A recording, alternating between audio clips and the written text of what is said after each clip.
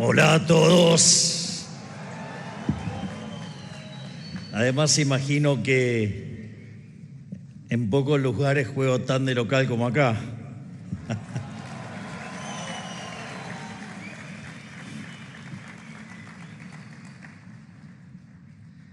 Bueno, la charla de hoy básicamente va a versar sobre lo que es la política monetaria de cara al futuro, y para eso la charla tiene tres partes. Tiene una parte donde básicamente describo las condiciones iniciales, la situación en la que se encontraba la economía argentina en el momento que llegamos. Por otra parte, a la luz de lo que estamos implementando y del éxito que está teniendo, lo que voy a explicar es el diagnóstico que nosotros desarrollamos y, como consecuente de ello, digamos, el paquete de política económica que diseñamos, y muy particularmente la cuestión monetaria.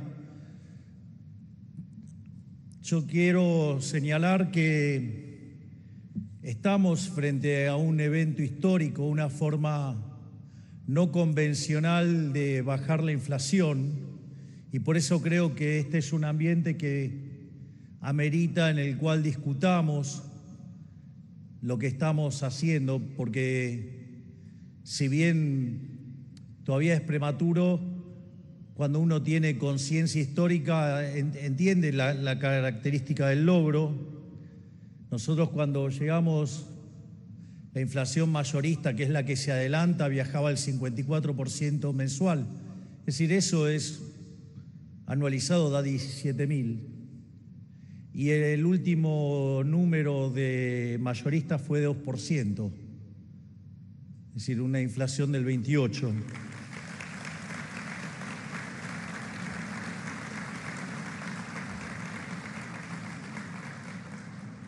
Y creo que vale la pena la discusión y el análisis, porque sistemáticamente se dijo que nosotros no tenemos programa. Entonces la pregunta es, ¿cómo hicieron para que baje? Es decir, la verdad que yo sepa, ni el equipo de Toto ni yo, digamos, hemos estado estudiando con Copperfield cómo hacer magia. Así que me parece que vale la pena discutirlo. Lo que sucede es que después de tantos años de colectivismo, creo que casi como que, digamos, en la población, y le diría, y más que nada en la profesión y los comunicadores, perdieron noción y conciencia de que es un programa de estabilización, en especial en una perspectiva liberal.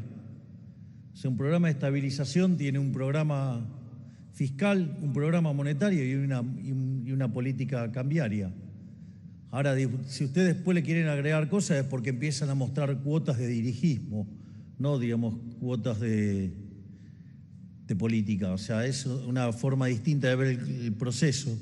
Y además me parece que también vale la pena analizarlo, porque a diferencia de otros casos, lo interesante de esta estabilización es que no hubo una hiperinflación previa, porque cuando ustedes tienen una hiperinflación previa, lo que hace es licuar los activos financieros. Por lo tanto, la estabilización después es muy fácil, porque parten de niveles de demanda de dinero muy, muy bajos. Entonces la propia recomposición de la demanda de dinero hace que sea mucho más fácil estabilizar. Ahora, claro, pasar por esa experiencia y llegar a ver la cantidad de pobres en el 95% no sería un ejercicio agradable, por decirlo de alguna manera. La otra característica muy importante, y que de hecho durante la campaña tuve que lidiar mucho contra esta acusación, es que nosotros no hicimos un plan Bonex, es decir, no hubo expropiación.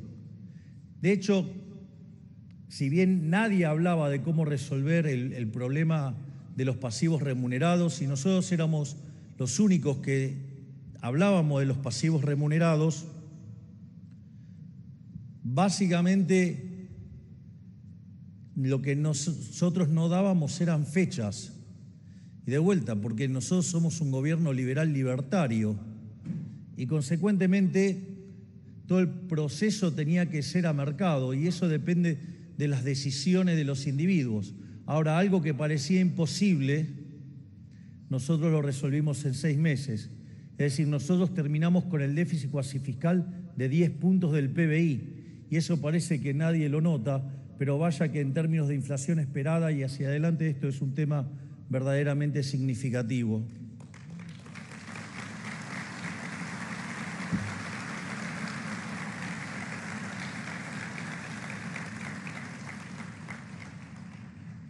Otra característica adicional de este programa es que no tiene controles de precios. Además, no hemos fijado el tipo de cambio, es decir, no hay un tipo de cambio fijo, hay un sistema de crawling peg. Y eso también es interesante a los efectos de mirar los resultados inflacionarios, es decir, al tener un sistema de crawling peg, nosotros, el programa hoy como está diseñado, tiene una inflación inducida, que es el crawling peg más la inflación internacional. Eso más o menos arroja una tasa de inflación mensual del 2,5%. Entonces, cuando uno mira la inflación minorista, que el último registro fue del 3,5%, quiere decir que la verdadera inflación macro viene viajando al 1%. Es decir, que es la diferencia entre la inflación observada y el crawling peg más la inflación internacional. Eso quiere decir que entonces la inflación del programa está en el orden del 1%. Esto quiere decir que hoy la verdadera inflación en Argentina estaba viajando al 13% anual. Y eso sí que parece un sueño a lo largo de lo que hemos estado padeciendo durante los últimos 20 años, o desde la creación del maldito Banco Central de la República Argentina en 1935, salvo el periodo que fue el programa exitoso de estabilización más exitoso de la historia argentina y que nació acá, que fue el plan de convertibilidad del ministro Domingo Felipe Cavallo.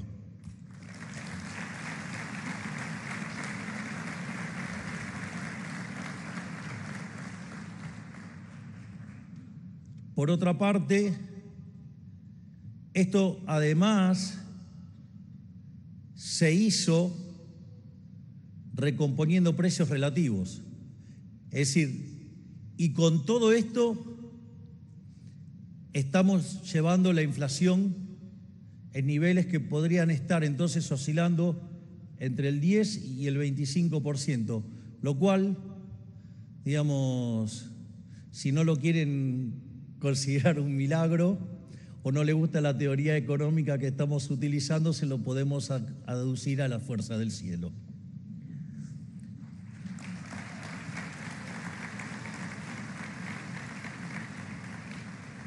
Y finalmente, lo que voy a hacer es contar cómo es la política monetaria hacia adelante, porque eso también nos va a ayudar a comunicar y tratar de explicar qué es lo que estamos pensando de cara al futuro. Voy a explicar el concepto de dolarización endógena y después mostrar cómo nosotros estamos viendo el crecimiento y cómo esto liga con la parte monetaria. Es decir, hoy no voy a estar discutiendo distintos regímenes monetarios y demás, porque me parece que ya es una discusión que parece poco relevante y es hora de que nos pongamos a hacer foco en el futuro. En ese sentido, cuando nosotros asumimos era una situación de un descalabro enorme. Nosotros estábamos frente a lo que podría haber sido la crisis más importante de la historia argentina, ya que combinaba los elementos de las 3 grandes crisis argentinas. teníamos un money overhang que era el doble del que había en la previa del Rodrigazo, allá en 1975, durante el gobierno de María Estela Martínez de Perón.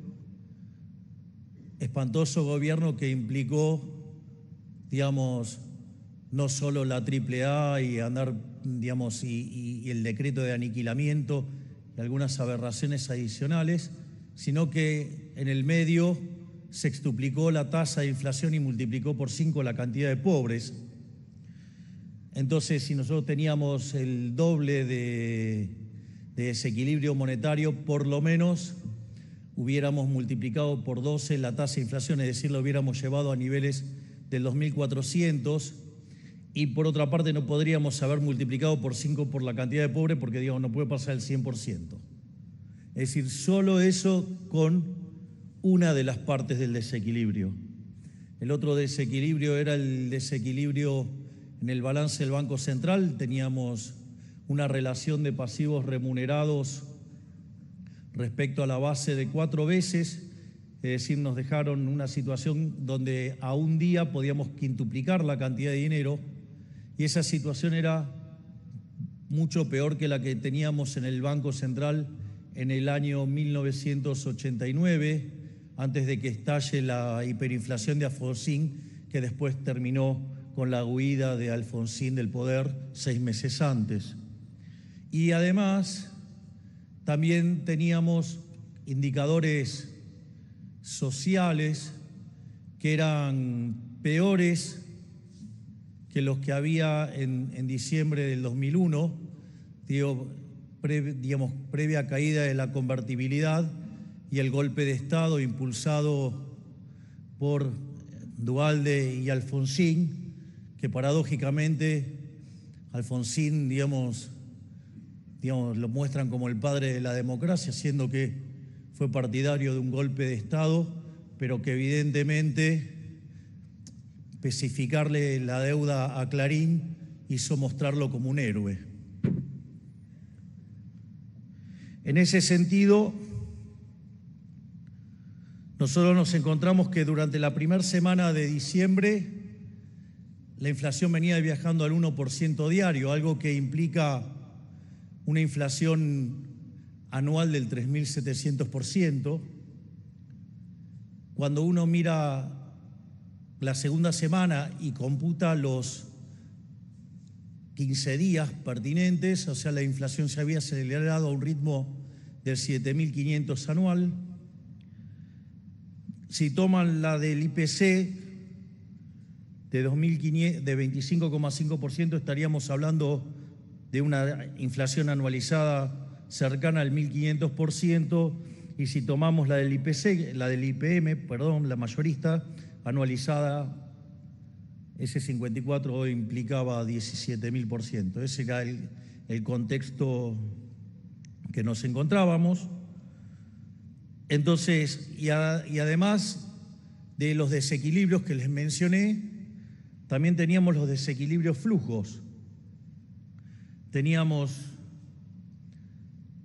déficit gemelos por el equivalente a 17 puntos del PBI. Piensen que cuando en lo que es la literatura de indicadores tempranos de crisis, un déficit de 4% gemelo, digamos, es una alerta amarilla, 8 es alerta roja, bueno, 17 fue púrpura, violeta, y por eso ganamos nosotros. Digamos, ¿qué esperaban?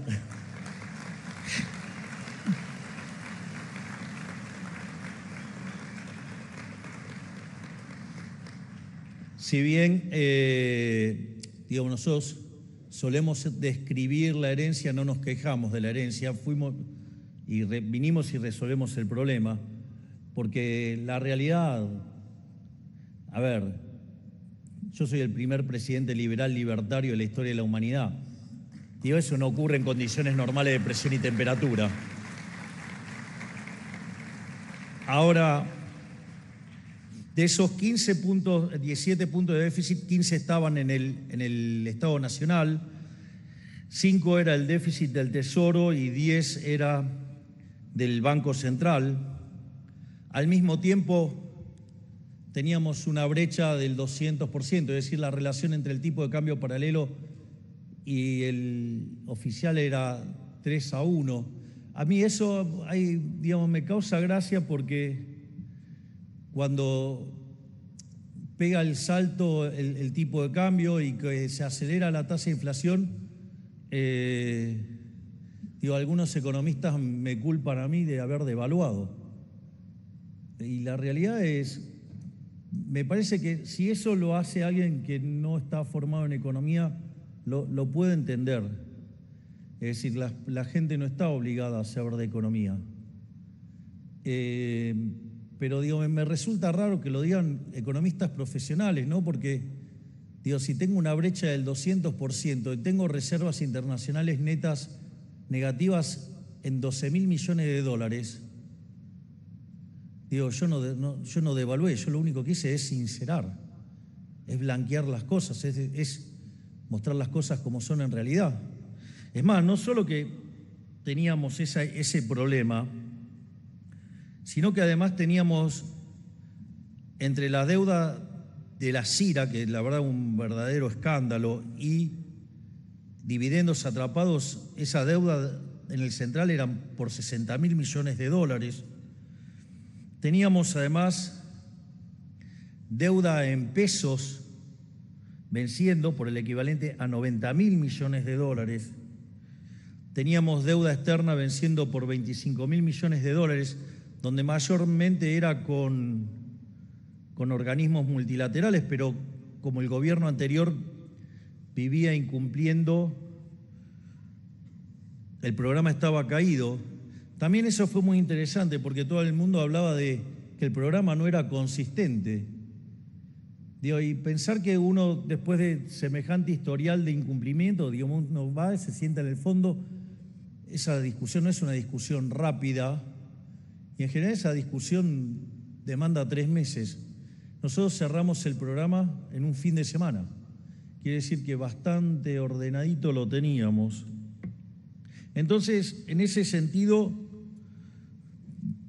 la situación era bastante compleja y además teníamos un pasivo oculto adentro del central que era el tema de los puts. Y ese era todo el cuadro con el que nos habíamos encontrado.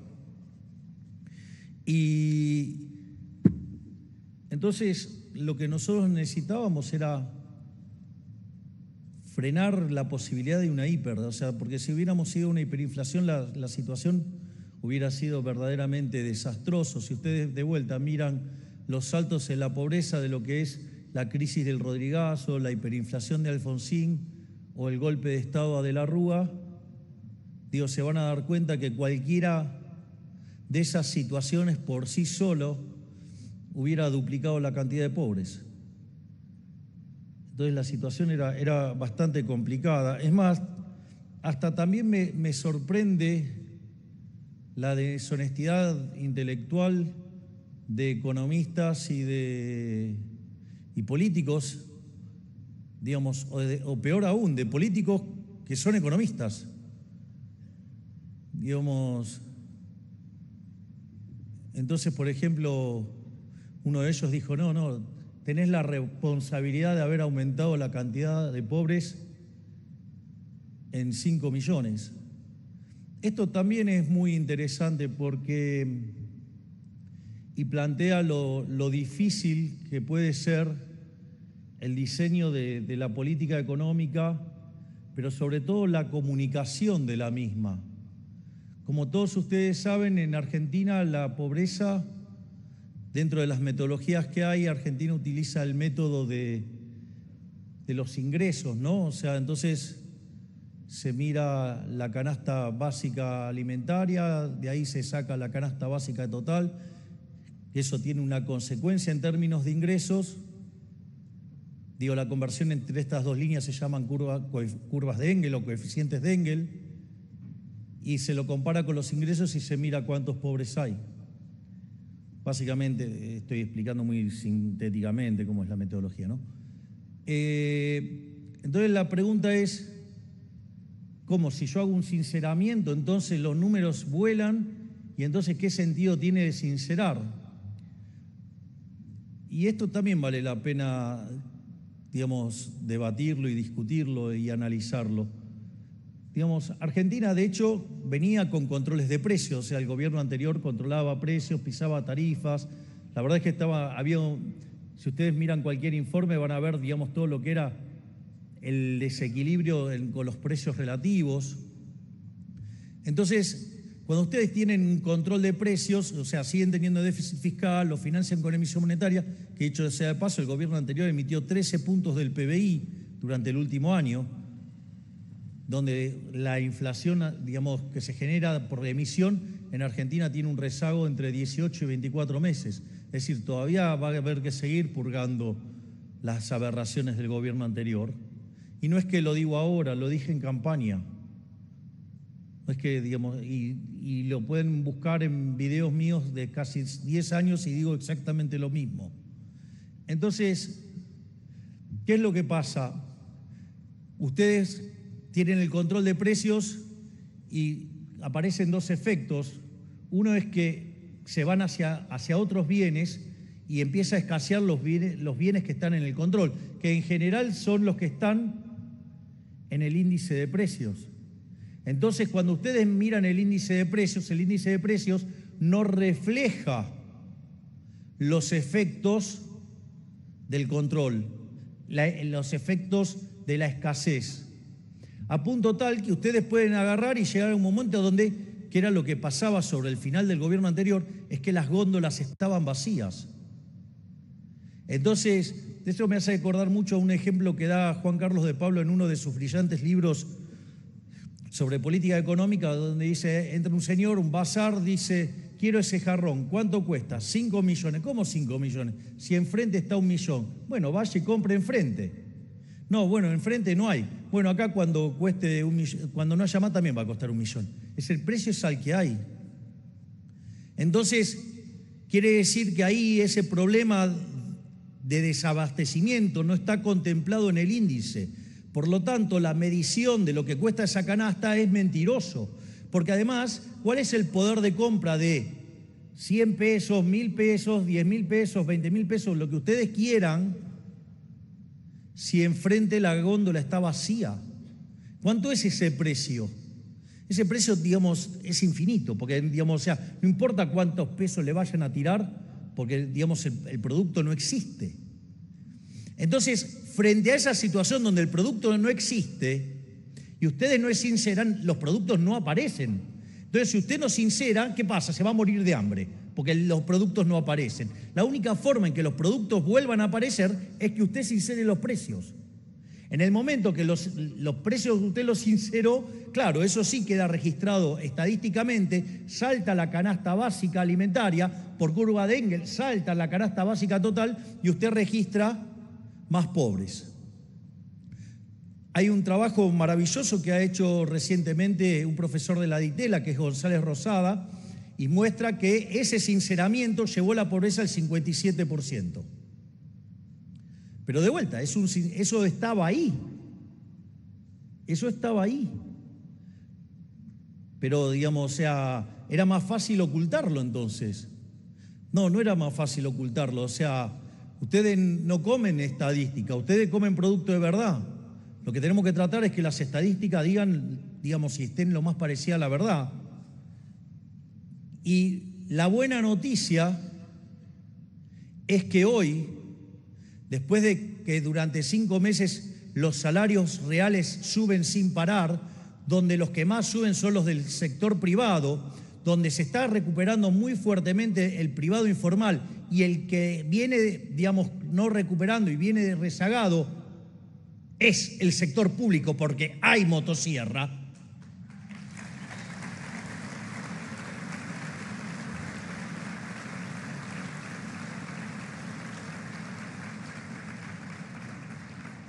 El dato para el último trimestre, según las estimaciones de González Rosada, es 49%. Es decir, acabamos de bajar la pobreza en 8 puntos porcentuales. Vaya que sí que nos estamos ocupando de los más vulnerables.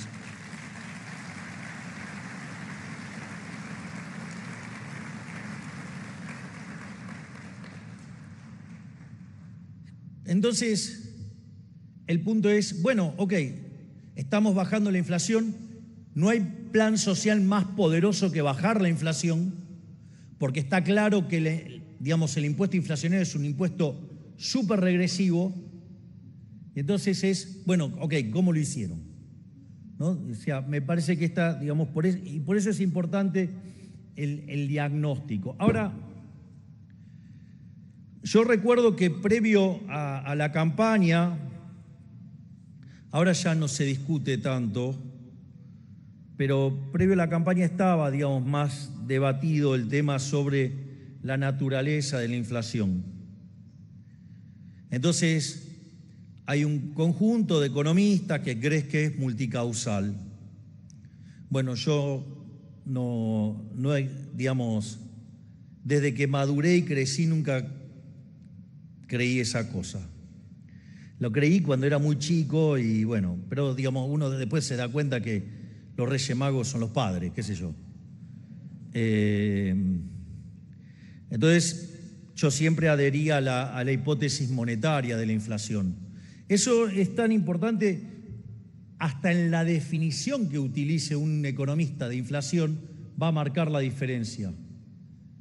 Por ejemplo, en mi caso, la inflación es la pérdida de poder del poder adquisitivo del dinero.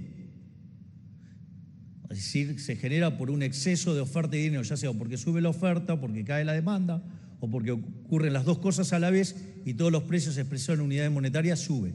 Es decir, que si yo tengo esa definición, yo me tengo que ir y cagar a trompadas con Reconquista 266. O sea, tengo que ir y agarrármela con el Banco Central. Ahora, la otra definición de inflación, que es la que le gusta a los políticos, es la suba generalizada de los precios. Entonces ahí ustedes se la agarran con los sindicalistas, digo que no son ninguno santo, obviamente, con los empresarios, con los trabajadores, o sea, con cualquiera menos con los políticos. Obvio que a los políticos les encanta eso. Entonces, bueno, parece que ese debate está bastante encaminado, o sea, no estoy escuchando mucho a los heterodoxos y esas tonterías de la inflación multicausal. Pero, entonces, ahora, la forma en la cual llegamos a esto no es lo mismo, depende de qué escuela estén parados. No es lo mismo la hipótesis monetarista, ¿sí? A la Friedman, no es lo mismo la hipótesis a la Robert Lucas Jr. y tampoco es lo mismo la hipótesis en el formato austríaco. Entonces, ahí, es conocido, que yo adhiero a la hipótesis de la escuela austríaca. Entonces, algo que parece bastante obvio no es tan obvio. Es decir, por ejemplo, en la hipótesis monetarista el dinero no es neutral de corto, pero sí lo es de largo. En la hipótesis de rational expectation, lo es aún de corto plazo, salvo que haya sorpresa, pero los efectos de la sorpresa en el tiempo, si ustedes abusan de ese mecanismo, desaparece. Bueno, en la hipótesis de los austríacos, el dinero nunca es neutral. Es más, es un elemento pernicioso que hace daño y que la verdad es que ya va a avanzar, no les voy a spoilear el final, pero se lo imaginan. Entonces, por eso es tan importante volver a la base. Parece algo que es rudimentario, parece un comentario para principiantes, pero sucede que parece que los economistas nos hemos olvidado de cosas tan básicas que entonces estamos delirados en cualquier cosa y nos olvidamos de qué se trata el problema. El primer punto es ¿por qué existe el dinero?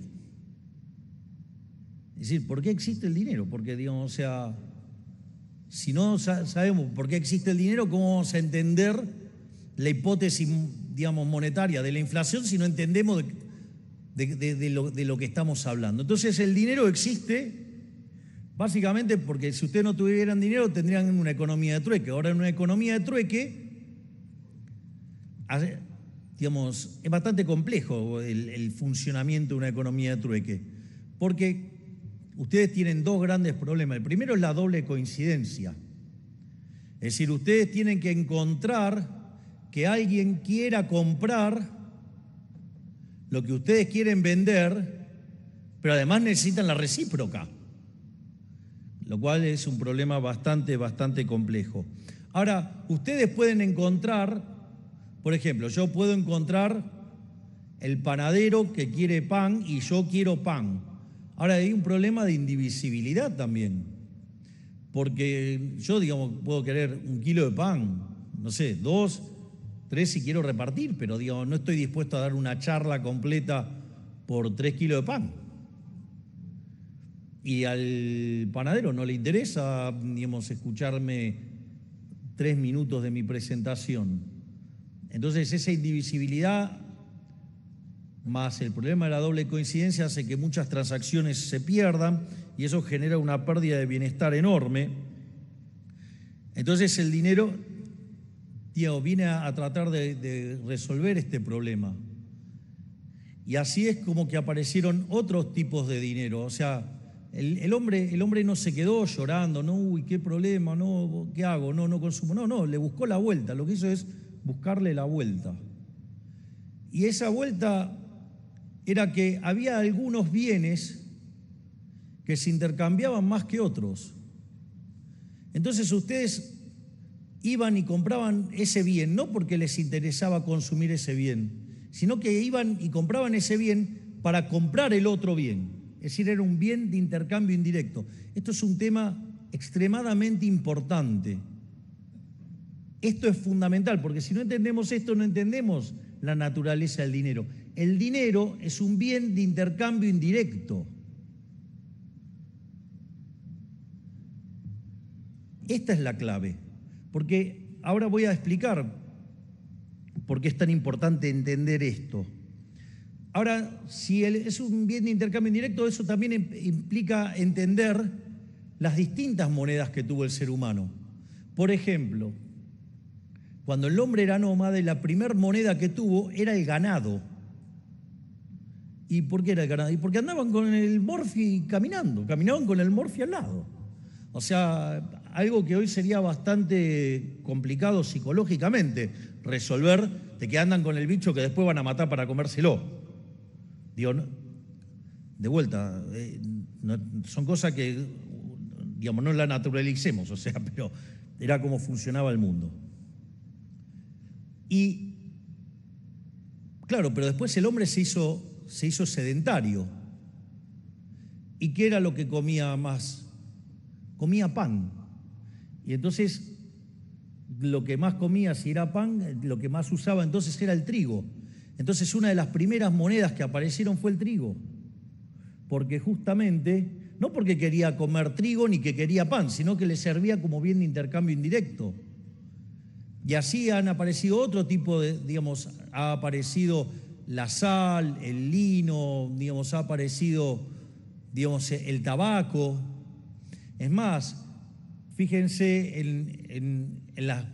Yo soy un señor grande y en algún momento había películas de cárceles y que usaban como dinero en las cárceles, el cigarrillo, ¿sí? Y después después hay cosas muy divertidas. Por ejemplo, en la hiperinflación de Alemania se usaba el coñac. Entonces Milton Friedman en un momento hace un chiste que dice, sí, usaron el coñac, la definición más líquida de dinero que conocí en mi vida, ¿no? O sea, ¿y a qué viene todo esto? Que si nosotros comprendemos que el dinero es un bien de intercambio indirecto, que solamente lo usamos para hacer transacciones, eso implica que entonces la demanda de dinero es una demanda derivada, es una demanda espejo, cuya contrapartida es el conjunto de funciones de exceso de demanda de toda la economía, es decir, todo lo que es el mercado de bienes. Es decir, con lo cual si se empiezan a a remontar a los clásicos, y eso lo pueden leer en Hume, lo pueden leer en Adam Smith, quien probablemente mejor lo describe es John Stuart Mill. Ellos hablaban de un lado real y de un lado monetario, hablaban del velo monetario. Y decía, bueno, mientras que no hagamos disparate, todo funciona bárbaro, el problema es cuando empezamos a meter la mano, ahí es donde el sistema se descompone. ¿Y por qué esto es importante? Porque si la demanda de dinero, si el bien de intercambio indirecto, es decir, una demanda a espejo, una demanda derivada, los fundamentos de la demanda de dinero, el verdadero componente dentro de la demanda de dinero, no es ni la burrada esa de poner el ingreso, ni la burrada esa de poner la tasa de interés.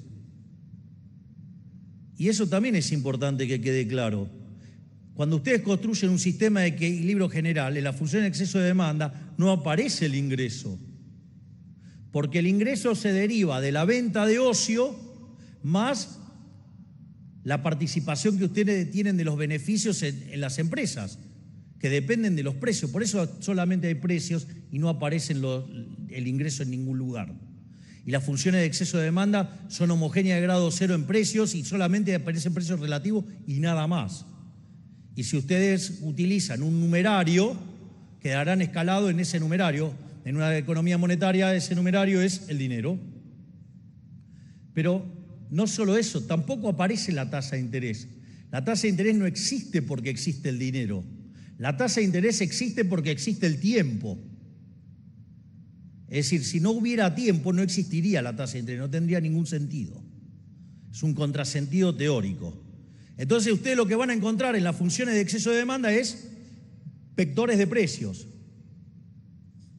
Y van a entrar los precios presentes y los precios futuros. Y la relación entre los precios presentes y los precios futuros lo que va a determinar es la tasa de interés. Y cuando todos estén arbitrados, la tasa de interés emergente es la misma para cada relación entre periodos.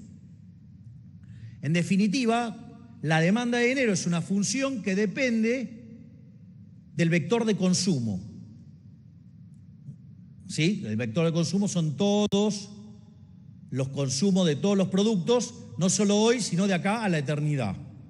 Y si depende del consumo, el consumo va a depender de ¿qué? Ese sendero de consumo, o sea, ese sendero para el vector de consumo. Va a depender de lo que Robert Lucas Jr. decía eran los parámetros profundos. Los parámetros profundos, ¿qué son? Las preferencias, es decir, las funciones de utilidad, incluida la tasa de preferencia intertemporal, porque ahora estamos hablando de una economía que no es de un periodo, sino que es de la cantidad de tiempo que ustedes quieran. No solo eso, sino que además va a depender de la tecnología, es decir, de la función de producción, va a depender de las dotaciones de factores y va a depender del sistema de propiedad. O sea, todos parámetros profundos. O sea, son todos datos. Si yo lo pongo en una foto hoy, son todos datos. Por lo tanto, la demanda de dinero en condiciones normales de presión y temperatura tendría que ser ¿qué? Directamente una función granítica. Por eso no eran tan tontos los clásicos cuando ponían la teoría cuantitativa versión Cambridge, si ustedes quieren, como una fracción del ingreso. O sea, no eran tontos. Es decir, después está el problema de la inconsistencia de grado, de que es una función homogénea de grado 1 y que eso no pueden pegar el sistema. Pero es un problema de índole matemática que Mises lo resolvió, entre otros problemas que resolvió Mises. Pero más allá de eso, si ahora la función de demanda de dinero es una función granítica, esa función de demanda real de dinero, quiere decir que eso en equilibrio en el mercado monetario se tiene que igualar a los saldos reales, es decir, la cantidad de dinero dividido el nivel de precios. Por lo tanto, el nivel de precios va a venir determinado ¿por qué? Por la cantidad de dinero. Es decir, ustedes cuando fijan la cantidad de dinero, dada la demanda de dinero, están determinando el nivel de precios. Digo que en el fondo no es ni más ni menos que, puesto de otra manera, el problema del ancla nominal. Es decir, cuando el Banco Central determina la cantidad de dinero, determina la escala nominal de la economía. De ahí que cuando el Banco Central incrementa la cantidad de dinero, suben los precios. Entonces, la naturaleza monetaria de la inflación dice que la inflación es siempre y en todo lugar un fenómeno monetario generado por un exceso de oferta de dinero o una caída de la demanda de dinero que hace que el poder adquisitivo del dinero caiga y por ende todos los precios expresados en unidades monetarias suban. Y ese proceso no es neutral, porque la forma en la cual ustedes derivan utilidad, es decir, si ustedes tienen individuos que son distintos, eso ya básicamente les va a generar que el dinero no es neutral, porque la utilidad marginal de 20.000 pesos para mí no es la misma que ustedes tienen para cada uno. Por lo tanto, eso va a modificar mi patrón de consumo. Por ende, no es neutral. O tengo un único individuo, pero ahora tengo varios bienes. Ok, no me va a derivar la misma utilidad los distintos bienes. Entonces, por ende, si yo tengo una economía, digamos, donde los individuos no son todos iguales y además no hay un único bien, el dinero no es neutral. Si ustedes quieren ir al mundo de Friedman o Robert Lucas Jr., donde es neutral, ustedes tienen que ir ¿a qué? A una situación donde tienen un agente representativo y un único bien. Y ahí derivan el resultado de la neutralidad del dinero. Pero, digamos, en la vida real esos supuestos no se cumplen, por ende el dinero no es neutral. Y le digo más, el dinero lo único que puede hacer es causar daño. Porque si el Banco Central emite, genera daño. Porque si el Banco Central contrae, genera daño. Si no hace nada, ¿para qué le estoy pagando? ¿Para qué lo tengo? Digo, ¿para qué les estoy pagando? Y si creo que, digamos, fatalmente arrogante, que tengo tipos tan brillantes que pueden hacer lo que la gente determinaría, digo, ¿por qué se lo voy a dar si lo puede hacer la gente sola? Digo, ya empezó mi alegato en contra del Banco Central.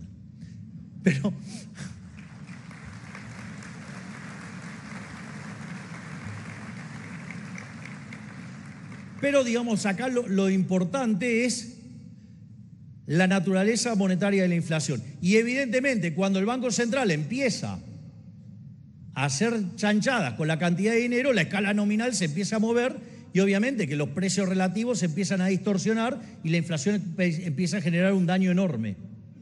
Es decir, uno de los beneficios de tener estable la inflación, que no derrama, que el único número de inflación estable que no derrama es 0.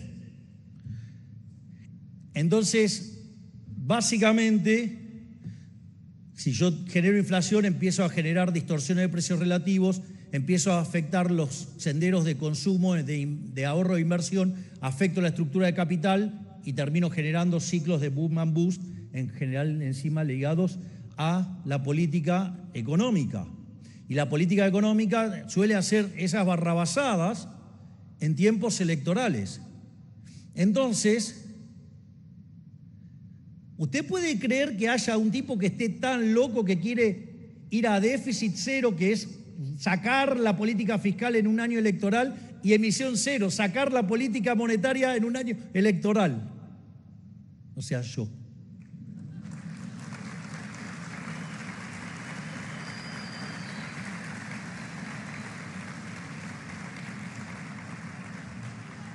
Mire, si esto termina bien, no solo que va a ser un éxito político que está dando vuelta por el planeta, pero va a ser una revolución también para los propios economistas. O sea, digamos, el policy maker que relega, digamos, a hacer política monetaria y fiscal expansiva en el año electoral. Esto sí que no estaba en ningún libro de texto.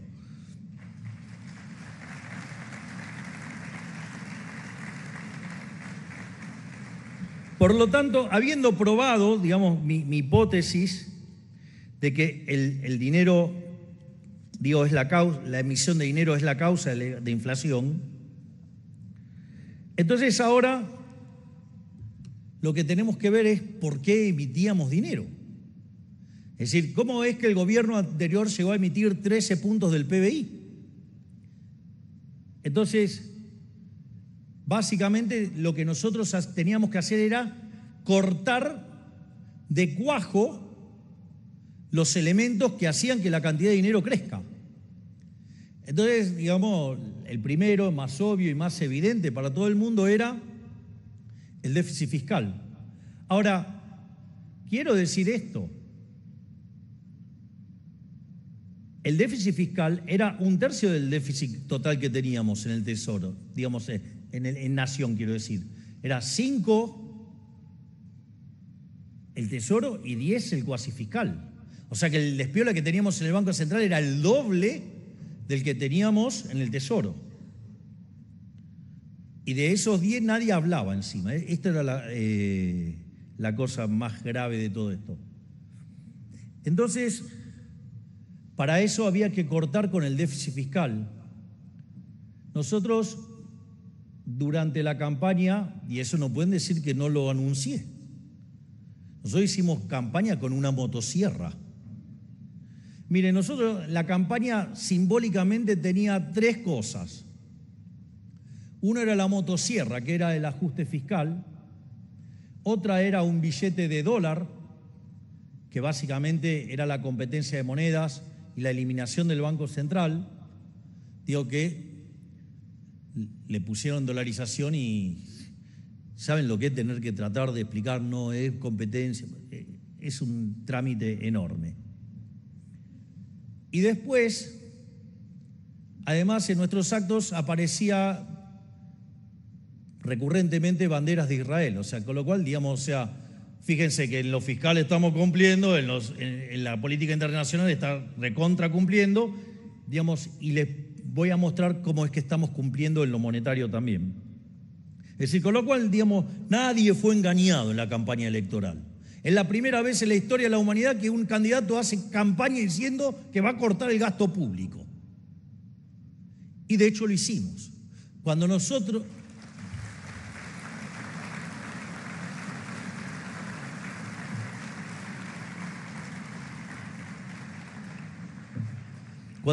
dijimos que íbamos a ir a déficit cero, nos dijeron que estábamos locos, que era imposible, que con suerte se podía cortar 1 punto del PBI por año, y nosotros planteamos que el primer año íbamos a ir a déficit cero.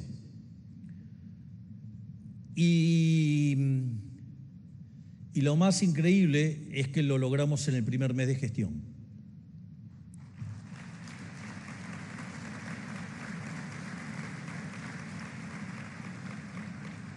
Si ustedes miran los números de Argentina, en los últimos 123 años Argentina tuvo déficit durante de los 123, 113 años. Y en los únicos 10 años que no tuvo déficit estaba en default, por lo tanto, o sea, era una mentira. Es decir, es la primera vez en 124 años que Argentina va a terminar con equilibrio fiscal en la línea financiera. Vaya que las fuerzas del cielo la empujan.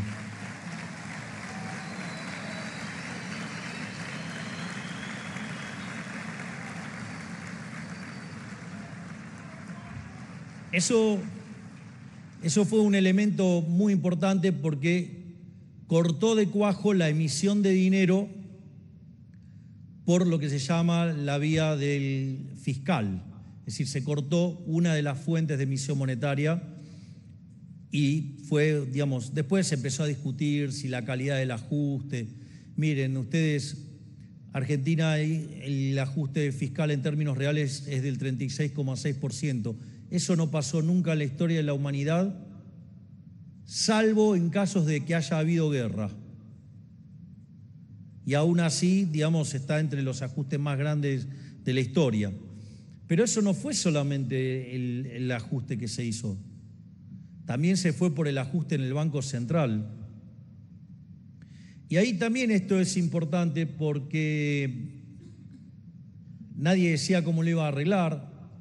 Hay otros que irresponsablemente decían que se arreglaba solo, que era lo mismo que no decían nada, pero que cuando le preguntaban, como no sabían qué hacer, decían que se iba a arreglar solo.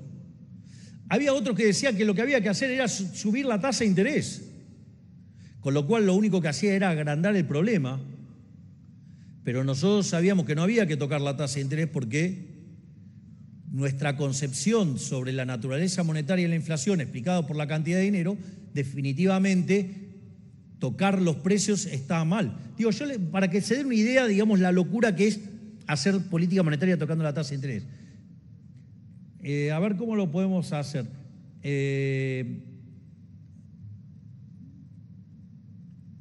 ¿Se acuerdan que teníamos en una época un secretario de Comercio que se llamaba Guillermo Moreno? Es decir, la pregunta es, eso de controlar los precios que hacía Moreno, y les pido que sean enfáticos, ¿me pueden gritar si está bien o está mal?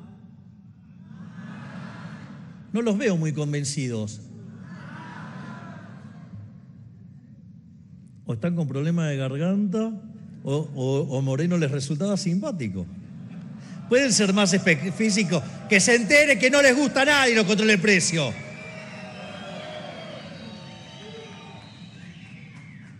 Bueno, querer controlar la tasa de interés es querer controlar los precios presentes y futuros. Es decir, es como una suerte de Moreno Reloaded, es la versión increíble Hulk de Moreno. De hecho, si nosotros le hubiéramos hecho caso a los que decían que había que ir a tasas de interés real positiva, hoy la relación de pasivos remunerados respecto a la base estaría arriba de 10 veces, nos hubiéramos pasado hablando del carry trade, nos hubiéramos pasado hablando de la pelota de las LELIQs o de lo que ustedes quieran, hubiéramos hablado de todo ese tipo de cosas y si no hacíamos una expropiación entonces explotábamos. Esa sería la discusión hoy en Argentina si nosotros le hubiéramos hecho caso a los que decían que había que ir a tasas de interés reales positivas. Como nosotros creemos que la tasa de interés es un mecanismo de coordinación intertemporal y la inflación un problema monetario, ni se nos ocurrió hacer esa gansada. Y menos mal que no lo hicimos.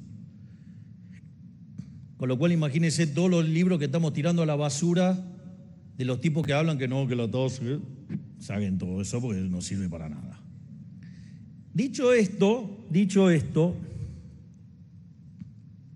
entonces, el punto era, nosotros hacemos un salto devaluatorio y lo que arbitramos fueron las tasas en dólares, es decir, la sustitución de monedas. Eso implicaba que las tasas de interés reales en pesos eran negativas, pero aún así eran muy altas en dólares. Entonces, ¿cómo iban a bajar las tasas en dólares y cómo se iba a limpiar el balance del Banco Central? Bueno, una parte del balance del Banco Central se licuó. Es decir, parte del ajuste lo pagaron los bancos. Es decir, tuvieron que dejar de trabajar de bicicleteros y tuvieron que empezar a trabajar de bancos.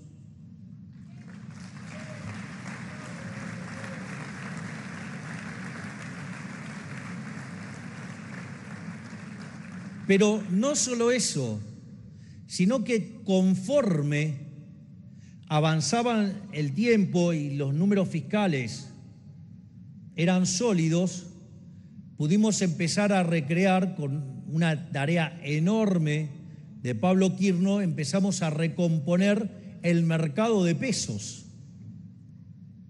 Y en conjunción con otro coloso enorme que es Santiago Bausili, empezaron a sacar los pasivos remunerados y empezamos a sincerar verdaderamente dónde estaba el problema, que era esa deuda debería haber sido siempre deuda del Estado, porque era déficit fiscal que se financiaba con emisión monetaria y que esa emisión monetaria, para que no impactara en precios, se la sacaba del mercado y se pagaba tasa de interés. Eso siempre debería haber sido deuda del Tesoro. Entonces, entre la tarea magistral, monstruosa, ciclopia de Toto Caputo, que no por nada fue elegido el mejor ministro de Economía del mundo, con lo cual lo felicito públicamente.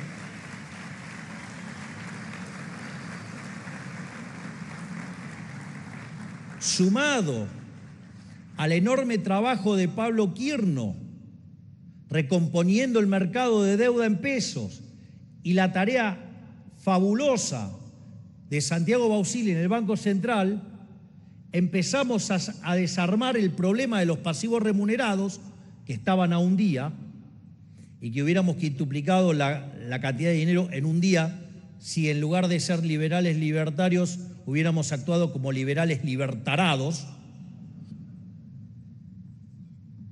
Entonces, en ese contexto pasó algo increíble, algo que nadie le encontraba la solución, que todos miraban para el costado.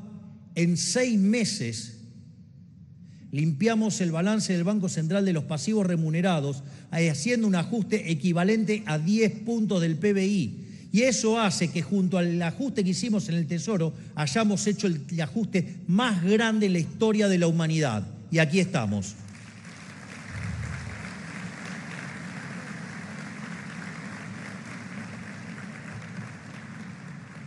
Por lo tanto, terminamos con el problema de los pasivos remunerados. Después resolvimos la cuestión de los puts y ya lo único que quedaba era la emisión por sector externo. Y obviamente que nosotros, digamos, miren, les voy a contar una anécdota que es fabulosa. Boca juega una final intercontinental, si no me equivoco, fue contra el Milan. Boca define por penales. Esto es de mi época, que era de Boca. Aviso que dejé de ser de Boca cuando cierto personaje volvió y cuando apareció un 5 que tenía menos marca que la salada. Eso hizo que yo dejara de ser de Boca.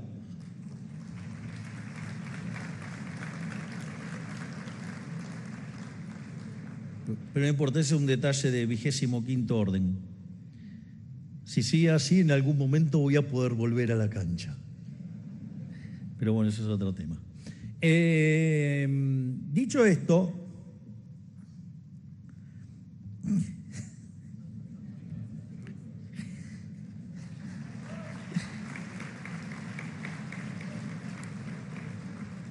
van a una definición por penales y Battaglia erra el penal. Y afortunadamente, gracias a Bondancieri, que además es un tipazo, igual que Palermo, se imaginan que soy re Palermo yo. Entonces Boca gana esa final y un periodista no tiene mejor idea que ir a reportearlo cuando quiere ir a festejar a Battaglia. Y entonces va y en lugar de preguntarle, no sé, sobre qué sentía de que habían ganado, todo, ¿qué se siente haber errado el penal? Entonces Battaglia, con una gran sabiduría, digamos, fabuloso, le dice: ¿vos alguna vez pateaste un penal en una final intercontinental? No. Bueno, mirá, los penales lo erran los que patean, los que no patean no erran.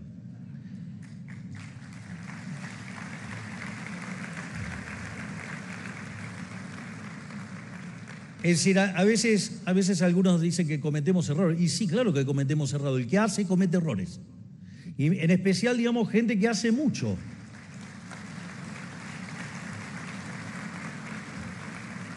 Porque si yo le hubiera dicho que con 15% de la Cámara de Diputados y con 10% de la Cámara de Senadores íbamos a hacer una reforma estructural que es la más grande de la historia de Argentina, porque es 8 veces más grande que la de Menem, me hubieran dicho que es imposible. Y sin embargo nosotros lo hicimos.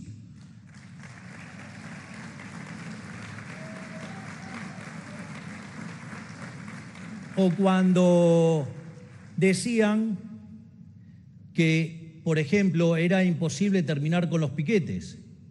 Y gracias a la gestión de esa enorme ministra que es la doctora Bullrich, hoy en Argentina no existen piquetes.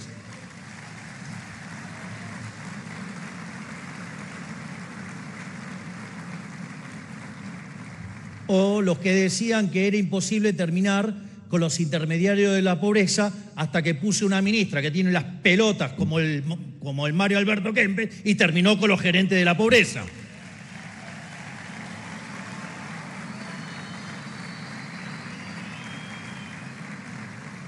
Así que imagínense todas las cosas que hacemos todos los días, miren todas las cosas que desregula todos los días, digamos, el ministro de Sturzenegger. O sea, con lo cual algo que era imposible, nosotros lo hacemos posible todos los días.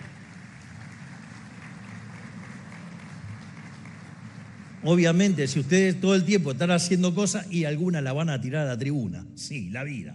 Pero, digo, me parece que en el neto, sin lugar a dudas, estamos haciendo el mejor gobierno de la historia.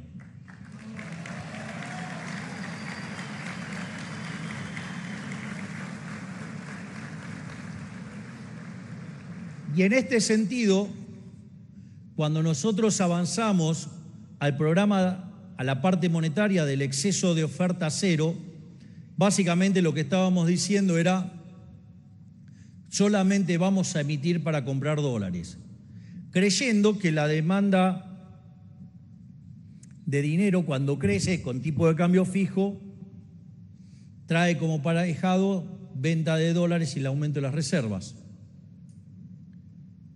Y el problema es que, claro, esto no estaba en los libros de texto, porque yo un día me estaba autoflagelando y un amigo me dijo, che, ¿pero eso estaba en los libros de texto? No. Y entonces, ¿qué querés? Bueno, está bien, pero no debería haberme... Bueno, no importa, digamos, o sea, le erramos ahí y no nos dimos cuenta que cuando ustedes tienen un modelo de economía abierta, sin control de capitales, lo que es la venta de los dólares al Banco Central les demanda dinero, pero eso es cierto cuando no hay control de capitales. Es decir, ahora cuando yo tengo controles de capitales y estoy obligando a liquidar las divisas, esa venta de dólares, esa compra de pesos, no es demanda de dinero. Una parte puede que sea demanda de dinero, pero la otra parte no es demanda de dinero, y eso era lo que estaba yendo al tipo de cambio, y eso era lo que estaba haciendo que hubiera presión en los precios o que la inflación no bajara todo lo rápido que nosotros queríamos. Entonces, cuando nos estamos enfrentando a una corrida y el dólar estaba en 1.500 y que, digamos, todos estaban augurando que saltaba a 2.000 y que a la otra semana a 2.500 y sucesivamente, nosotros decidimos cambiar nuevamente el programa monetario y fuimos a lo que es emisión cero. Bueno, hoy está debajo de 1.200. Pasó algo que nunca había pasado en Argentina y es que bajó el dólar.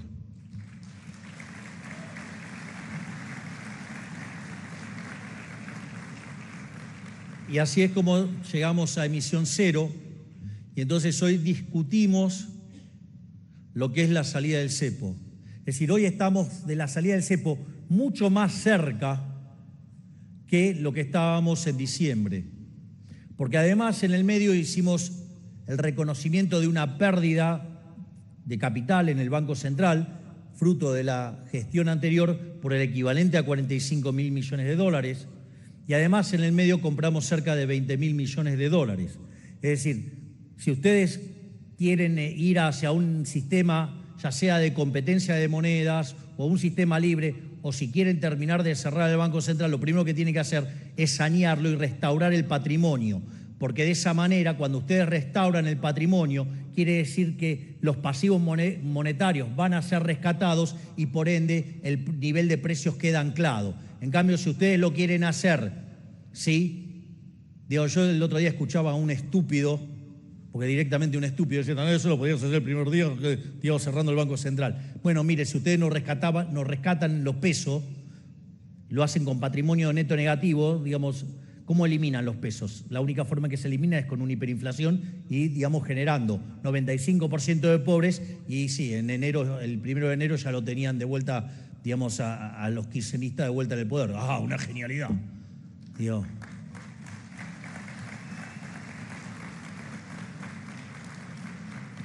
entonces, ya sea para estabilizar, como para dolarizar o como para eliminar el Banco Central, lo primero que hubo que hacer es sanear el Banco Central y eso nosotros lo hemos hecho como nunca en la historia antes, porque no solo, de vuelta, que limpiamos la pérdida de capital de 45.000 millones de dólares y al mismo tiempo compramos 20.000 millones de dólares. Vaya que le mejoramos la hoja de balance al Banco Central, por eso bajan los precios.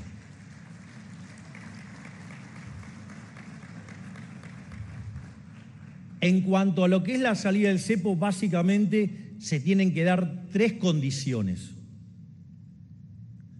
La primera es que desaparezca el money overhang.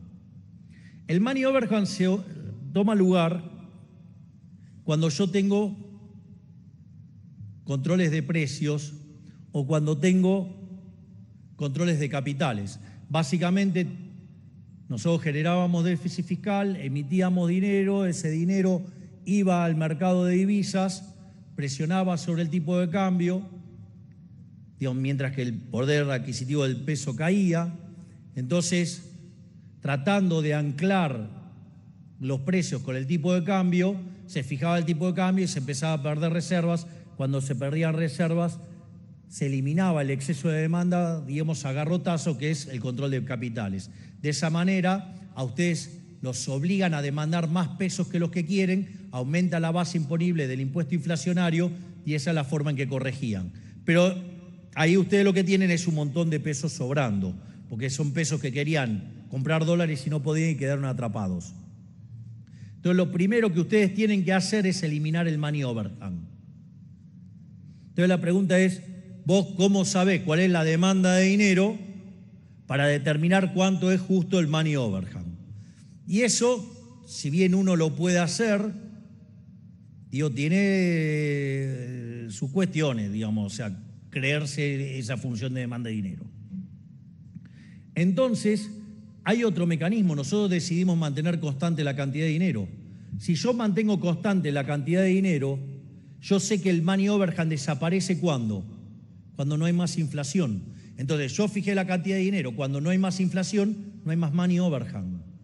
Si la inflación del programa hoy es 2,5 la inducida y miro la observada en 3,5, hoy el programa genera 1 punto de inflación. Es decir, todavía queda money overhang por limpiar. Entonces, lo primero que tenemos que encontrar es que la inflación observada mapee con la inflación inducida, porque el día que eso pasa significa que se limpió el money overhang, es decir, dejaron de sobrar pesos. Es decir, eso es un elemento muy importante. El día que desaparece el money overhang, eso se da cuando la inflación observada coincide con la inducida. Y no es un mes, porque digamos, o sea, tiene que ser algo que se verifique robusto. Primer condición, que desaparezca el money overhang. ¿Alcanza? No. ¿Por qué? Porque todavía tengo problemas de stocks. Entonces también tengo que resolver el problema, por ejemplo, de los dividendos al exterior que todavía no pagué y los tengo atrapados. Es decir, necesito también arreglar el problema del stocks en moneda extranjera. Naturalmente, ¿con eso alcanza? No, falta una condición más, y es que la base monetaria, en su definición tradicional, coincida con la base monetaria amplia. ¿Cuál es la diferencia? La diferencia son las LEFIs y las LECAPs. Entonces, en la medida que la economía se empieza a recuperar, empieza a haber demanda de dinero. Si eso es así, lo que nosotros tenemos que ver es que las LEFIs se tienen que achicar. Y es algo que está pasando. ¿Por qué? Porque ustedes son una empresa, tienen la plata en el money market, empieza a haber recuperación de la actividad económica, y vaya que la hay, ya sea porque están subiendo los salarios reales, que hace 5 meses que suben, porque están mejorando en términos reales las jubilaciones, porque se agotó el ciclo de stocks y los tiene que recomponer, entonces empieza a mover la actividad económica. De hecho, la recesión terminó entre abril y mayo y estamos en recuperación. Digo, ustedes se imaginaban que ¿saben que hoy el EMAE desestacionalizado de agosto está en el mismo nivel que diciembre? Es decir, metimos el ajuste más grande de la historia de la humanidad y ya recuperamos el nivel de actividad económica con el que llegamos. Vaya si eso no se parece a un milagro.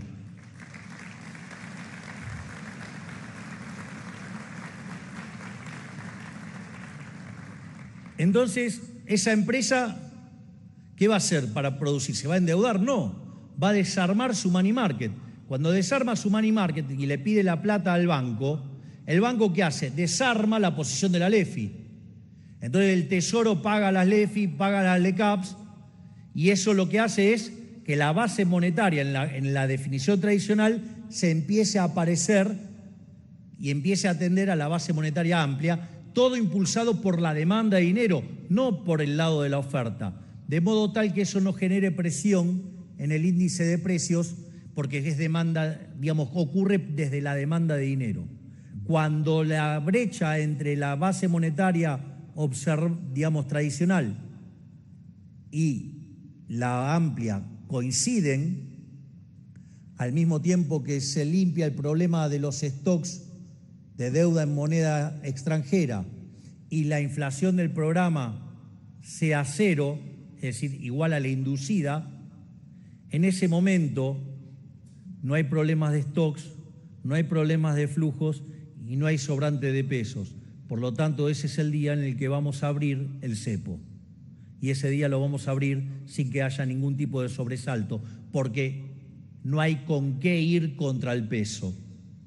Es decir, está pensada también la solución para salir del cepo, pero depende de las decisiones de los individuos. Conforme estos elementos converjan más rápido, más cerca está la salida del cepo. Obviamente que si me ponen una torta de plata y arreglo el problema de los stocks, abro y salimos del cepo, no tengan ninguna duda.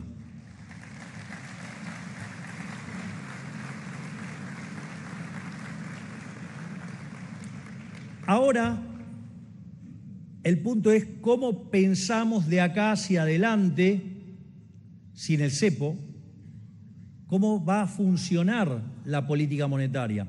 Miren, acá el tema es que hemos decidido emisión cero. Entonces, ¿qué es lo que pasa si yo tengo emisión cero y la economía empieza a recuperar?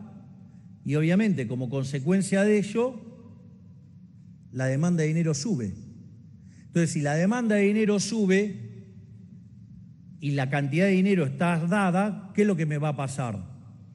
Digo, me van a pasar varias cosas, pero lo más evidente es que voy a tener una deflación. Es más, otra cosa que me va a pasar es que yo voy a traer los dólares para monetizar y cuando traigo los dólares, ¿qué es lo que me pasa? Los llevo al mercado de cambios para hacerme de pesos, entonces me genera una abrupta caída del tipo de cambio nominal. Y el problema que me puede generar eso es que la velocidad de ajuste es tan rápida en el mercado financiero respecto al mercado de bienes que me puede generar quiebras. Entonces, o tengo la deflación o tengo las quiebras. Entonces, ¿cómo resolvemos eso? Eso nosotros ya hemos dado la solución, algunos la están implementando, que es la competencia de monedas. Es decir, ustedes, los propios individuos, son los que monetizan la economía. Entonces, toman sus dólares y hoy ustedes pueden hacer transacciones en dólares o en cualquier moneda. Es decir, hoy hay competencia de moneda. De hecho, ustedes pueden usar la moneda que quieran. ¿Por qué hacemos esto? Para que de esa manera no tengan que ir al peso y entonces se produzca una apreciación muy abrupta del peso que genere un problema en el lado real. Y eso hoy está ocurriendo, lo ha hecho un supermercado y a partir de lo que hizo el supermercado, digo, ya dado que lo hicieron, gracias Diarco, porque le mostraste a los demás que se puede hacer, háganlo todos.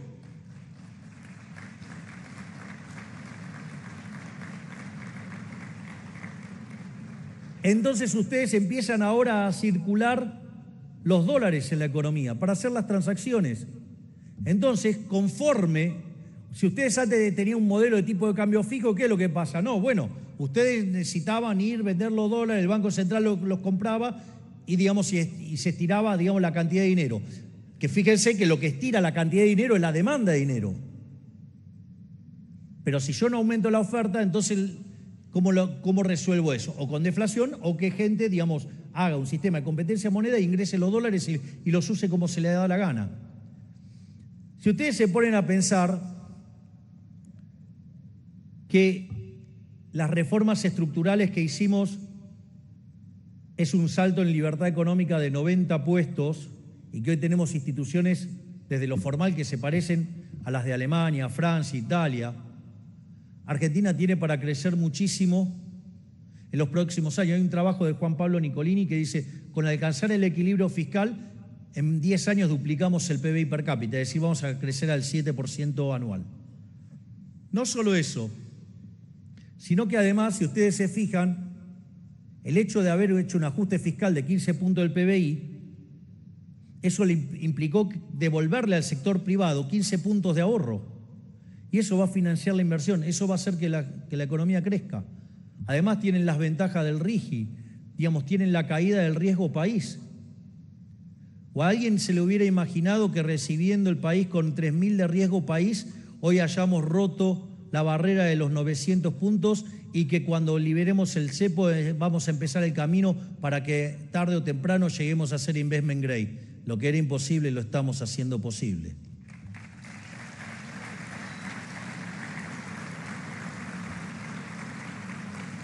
Y fíjense que conforme a la economía va creciendo, porque además caen las tasas de descuento, desaparece la inflación, desregulamos, y son todos elementos que hacen a que la economía crezca más, sugiero ver mi charla en idea que presento el caso Argentina como un caso de negocio. Entonces, en ese contexto, con más demanda de dinero, dada la competencia de moneda, se va a empezar a monetizar la economía con la gente metiendo sus propios dólares adentro de la economía. Y eso va a hacer que si yo tengo dada la cantidad de pesos, cada vez voy a tener más dólares relativamente. Y va a haber un momento en que va a ser tan grande la relación entre dólares y pesos en la economía que la dolarización, digamos, va a ser de facto, y que hacerla en los hechos, habiendo saneado el balance del Banco Central, va a ser más fácil que un chasquido de dedos. Por lo tanto, a la postre, digamos, vamos a poder dolarizar y poder eliminar el Banco Central y terminar con ese cáncer inmundo que ha sido en la historia argentina llamado Banco Central de la República Argentina, que hizo que le sacáramos 13-0 a las monedas, que destrozáramos 5 signos monetarios, que tuviéramos 2 hiperinflaciones sin guerra y que hubiera sido un mecanismo, digamos, que alimentó la estafa de los políticos. Por lo tanto, se terminó la estafa de los políticos en lo electoral, que dicho sea de paso, somos el único partido que sacó la reforma electoral y puso la boleta única.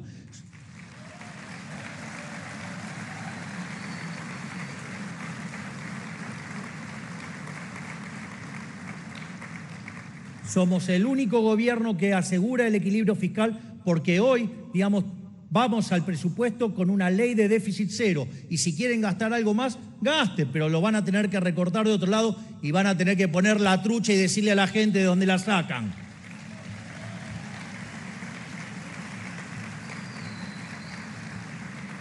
Y finalmente, con todo lo que estamos haciendo en el Banco Central y en materia monetaria, en algún momento la relación entre dólares adentro de la economía y peso va a ser tan grande que vamos a poder dolarizar, vamos a poder cerrar el Banco Central y habremos terminado con ese cáncer que heredamos a partir de 1935, cuando se creó esa institución inmunda que fue el Banco Central de la República Argentina, que para lo único que sirvió fue para enriquecer a los políticos, ¿sí?, y empobrecer a los argentinos. Se terminó la Argentina de la casta, llega la Argentina de los hombres libres que van a ser prósperos. Muchas gracias, que la fuerza del cielo nos acompañen y ¡viva la libertad, carajo!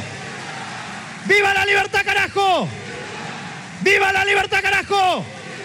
Muchas gracias. Fueron las palabras del señor presidente de la Nación, Javier Milei. En este aniversario de la Fundación Mediterránea se retira el señor presidente de la Nación.